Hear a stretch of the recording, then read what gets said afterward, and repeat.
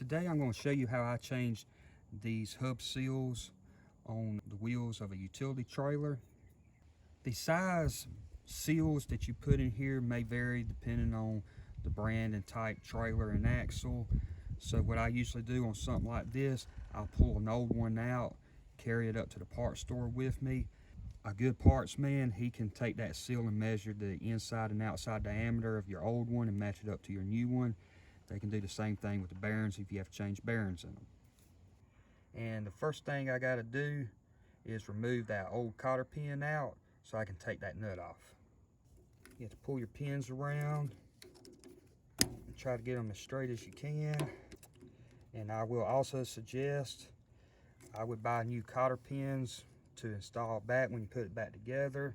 To me, these cotter pins are just a pain to reuse after they've been bent one time. But if you have one and don't have no other choice, you can reuse the cotter pin if it's not broken or damaged too bad. Once I got that old one out, I can just remove that castle nut. The axle nuts, they're never tightened down, torqued down.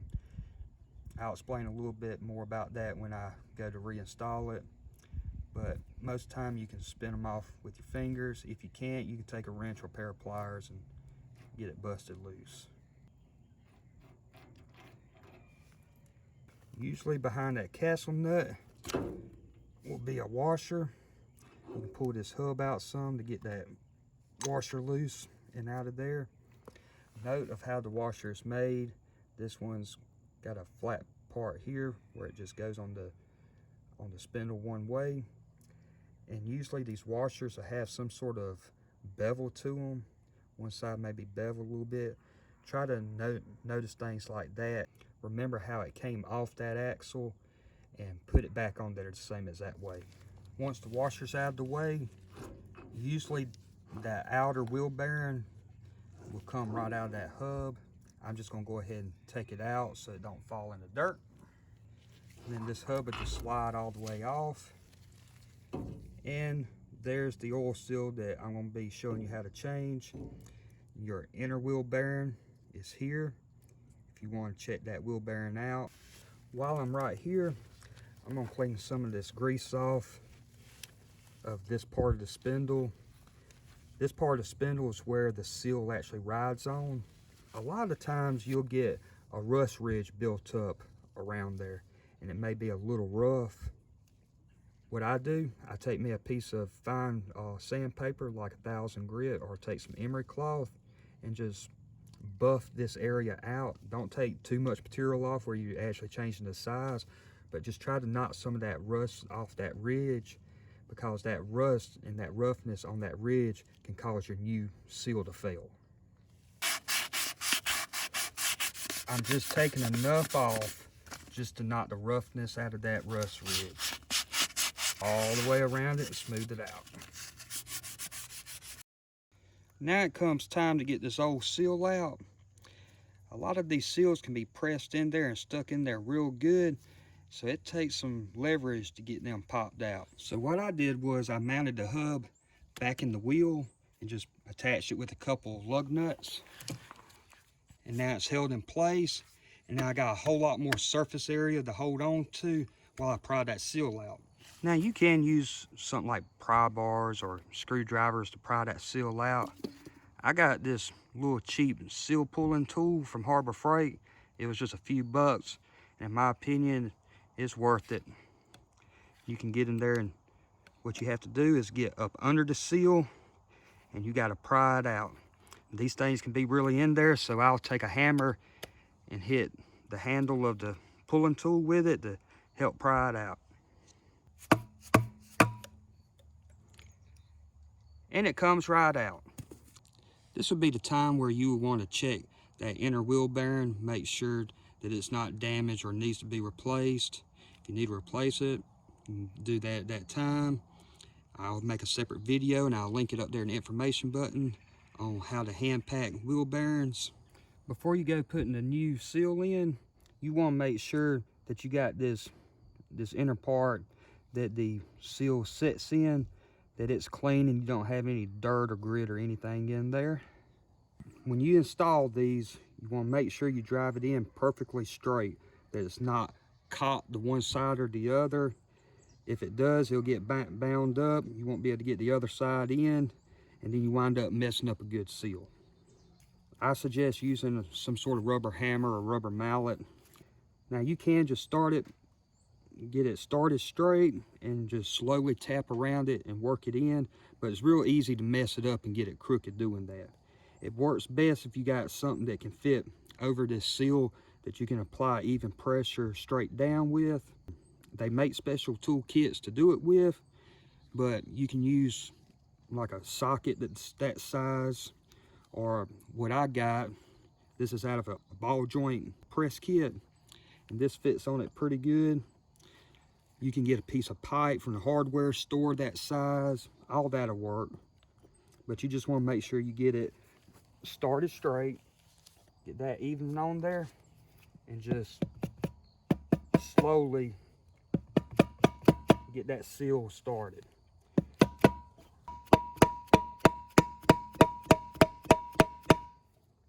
And you want to just get it hammered down where it's flush with the hub. And I don't like installing seals and O-rings dry, so I'll just take just a tiny bit of grease and just lube up that seal. And now we're just assembling everything back together in reverse of taking it apart. I like to put a good coating of grease on my spindle. Take my hub, slide it up on there, and you gotta get that seal up on that ledge. Make sure you ain't got no dirt or grass or nothing inside that area. Then I'm gonna put my outer wheel bearing in.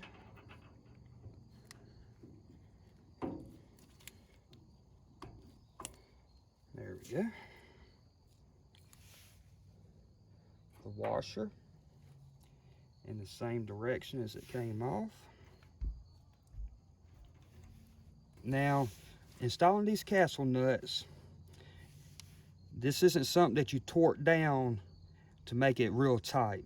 If you put torque down on this castle nut, what it'll do is it'll put the bearings in a bind. It'll put a lot of pressure on them bearings, and they're not able to spin and turn the way they are supposed to. They'll get real hot and it'll burn the bearings up. So when you install these spindle nuts, you're going to tighten it up as tight as you can get it by hand. Turn it around, make sure everything's seated good. And now what we got to take in mind now was the location of that cotter pin. That cotter pin went in this direction. So what we got to do now is, once it's tight by hand, back it off to the closest notch on your castle nut to your hole to where your pin is, and then check the hub and see if you got any free play in it, because you want just a slight amount of free play in the hub. If the tire's mounted to the wheel, you want to be able to have maybe an eighth of about a quarter inch of wobble on a big tire. Just the hub, it won't be that much, but you want to be able to feel that little bit of give in it.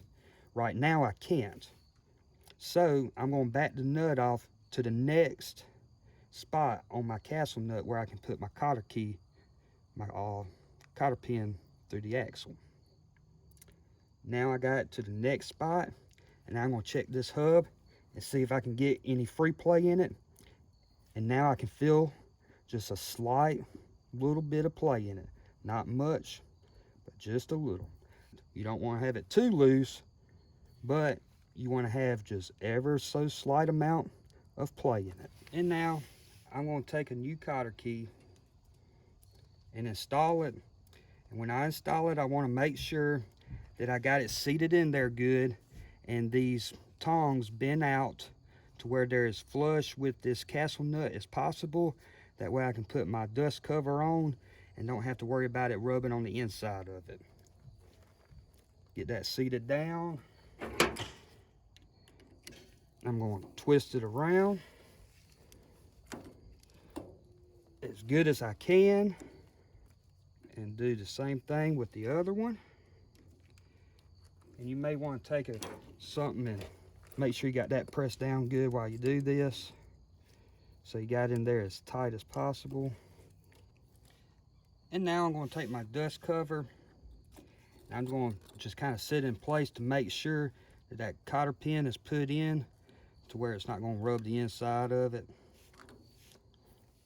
And that is perfectly fine. Now I'm going to replace my dust cover.